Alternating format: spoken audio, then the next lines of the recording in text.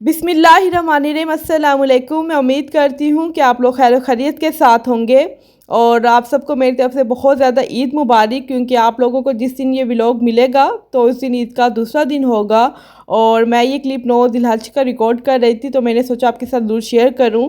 तो मैंने अपने सारा भारीपन हटाया, अपनी सारी सुस्ती को ख़त्म किया और मैंने कहा कि नहीं, अब टाइम पर आना है, रूटीन पर ज़िंदगी को लेकर आना है, वरना मैं कैसे सारा काम मैनेज करूँगी। तो नेक दिन चल रहे थे, तो मैंने सबसे पहले नमाज़ पढ़ी और यकीन कर इतना सुकून आ गया, क्योंकि टाइम रूटीन ऊपर नीचे हो जाए ना तो मैं मेंटली बहुत डिस्टर्ब हो जाती हूँ। मुझे किसी की भी समझ नहीं आ रही थी कि मैं क्या करूँ, कैसे काम ना करूँ। और अगर आप रूटीन में नहीं सोते, ऊपर नीचे टाइम हो जाता है, तो फिर नाश्ते का टाइम भी आपका दोपहर में कन्वर्ट हो जाता है। तो मैंने नमाज़ पढ़ी, अपने आप को सुकून दिया, रिलैक्स किया कि अब मैंने अपनी रूटीन को दोबारा से सेट करना है। तो सब कुछ माशाल्लाह से सब कुछ ठीक हो गया और बच्चे अपनी रूटीन पर आ गए। बच्चों को टाइम पे उठाया, सुलाती हूँ और सारा कुछ अब मैं आपके साथ रूटीन के साथ ही शेयर किया करूँगी, जैसे मैं पहले शेयर करती थी। तो बस ये सारा कुछ क्योंकि काम जो होता है ना आपको ख़त्म नहीं होता, बस काम को रूटीन में लेकर आना बड़ा एक टास्क होता है वुमेन के लिए।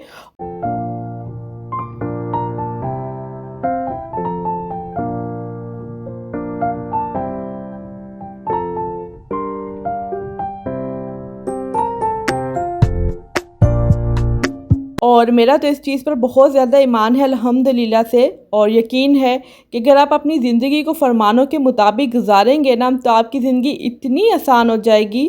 आपके ऊपर कभी भी बुरा वक्त आए, कभी भी आजमाइश है, तो आप इतना शुक्र अदा करेंगे अल्लाह ताला की ज़ात से, कभी हसद नहीं करेंगे। और ये बहुत इंपॉर्टेंट टिप है कि अगर आप अपने आप को अल्लाह के लिए वक्फ़ कर देना, तो ज़िंदगी बहुत आसान गुजरती है। तो बस यहाँ पर मैं अपनी लाइफ के कुछ अब रूटीन के क्लिप्स शेयर कर रही हूँ। मैंने अम्मी के साथ हेल्प करवाई काफ़ी। वैसे तो डेली सफाई होती है, बट कुछ डीप क्लीनिंग थी, ईद का त्यौहार था कल। और यहाँ पे मेरा भाई पूछ रहा था कि नमाज के लिए कौन सा जोड़ा निकालूं, तो मैं उसकी हेल्प करवा रही थी। और आज मैंने अम्मी से कहा कि आज मैं आपको आलू वाले पराठे खिलाती हूँ, क्योंकि काफ़ी काम था और मम्मी कह रही थी कि कुछ खातिर तो ज़्यादा तुम्हारी करती हूँ कि अच्छा खाना बनाती हूँ। मैंने कहा नहीं, ऐसा कुछ भी नहीं है, मेरा अपना ही घर है और मैं आपके बल्कि आज मैं आपको आलू के पराठे बना के देती हूँ, क्योंकि इतना टाइम नहीं था, तो मैंने कहा ये जल्दी बन जाते हैं। और यहाँ पे मेरा बेटा भी मेरी हेल्प करवाने आ गया था। अच्छा, मैं जहाँ जहाँ जाऊँगी ना ये आपको ज़रूर मिलेगा। तो बस इसके लिए मैंने कुछ वेजिटेबल्स कट कर ली थी और आलू को बॉईल करने के लिए रख दिया था। और एज़ यूजुअल मैं अपना मास्क भी लगा रही थी, क्योंकि मैंने कुछ सोचा कि आज नहाना भी है। तो बस यहाँ पे मैं फिर मसाले की तैयारी करती। बेसिक मसाले जो आलू के पराठे में डलते हैं मैंने वही डाले और सारा मसाला प्रिपेयर कर लिया था। तो आलू यहाँ पे काफ़ी गर्म थे, तो मैंने इनको मैश नहीं किया था, क्योंकि फिर वो पानी छोड़ाते हैं और अच्छा से फ्लेवर नहीं आता। आलू ठंडे हो जाए फिर आप उनको मैश कर लिया करें।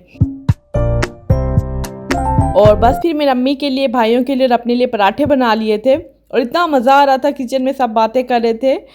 बचपन की यादें ताज़ा हो जाती हैं जब बहन भाई इकट्ठे हों, अम्मी के साथ, अब्बू के साथ। तो बचपन की इतनी खूबसूरत यादें।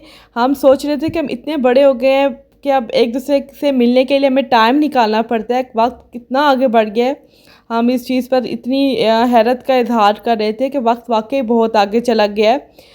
और अल्लाह ताला हर बहन भाइयों में, हर माँ बाप के साथ बच्चों को खुश आबाद रखे, बहन भाइयों में प्यार मोहब्बत इत्तेफाक कायम करे। और वक्त वाकई बहुत जल्दी गुजर गया, पता ही नहीं चला कि हमारा बचपन, हमारे बच्चे भी हो गए, हम अपने बच्चों में अपना बचपन अब ढूंढते हैं। तो बस अम्मी के साथ बहुत मज़ा आता है मुझे।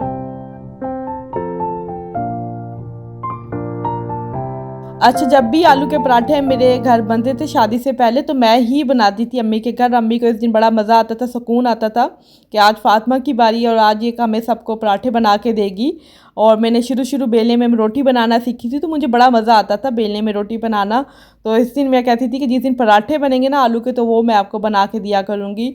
तो आज अम्मी यही दिन याद कर रही थी और यहाँ पे मैं अम्मी के साथ शेयर भी कर रही थी कि मेरे व्यूज़ आ रहे हैं अम्मी यूट्यूब पर, बट सब्सक्राइबर नहीं बढ़ रहे। तो अम्मी मुझे कह रही थी कि तुम डीमोटिवेट ना हो, अल्लाह पे छोड़ो, अल्लाह ताला तुम्हें देखना इतना रंग लेकर आएंगे और तुम्हारे दिन ऐसे चुटकियों में ये दिन गुजरेंगे, सब्सक्राइबर खुद आएंगे। अभी थोड़ा सा आजमा रहे हैं अल्लाह ताला तुम्हें, तुम बस मेहनत करो और यूट्यूब वीडियो बनाना ना छोड़ो।